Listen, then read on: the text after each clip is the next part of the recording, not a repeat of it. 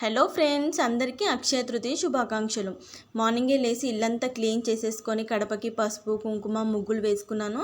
ముందు రోజు ఇల్లు కడిగేసి పెట్టుకున్నాను. నాకు టైం ఉండదని నా ఛానల్ని ఫస్ట్ టైం చూసేవాళ్ళు సబ్స్క్రైబ్ చేయండి, లైక్ చేయండి, షేర్ చేయండి. బ్రేక్ఫాస్ట్కి దోశ ప్రిపేర్ చేశాను. దోశకి పల్లి చట్నీ చేశానండి. నా ఛానల్ని సపోర్ట్ కూడా చేయండి. పూజ సామాగ్రి కూడా కడిగేసి పెట్టుకున్నానండి. శారీ కూడా సిద్ధం చేసుకున్నాను పూజకి.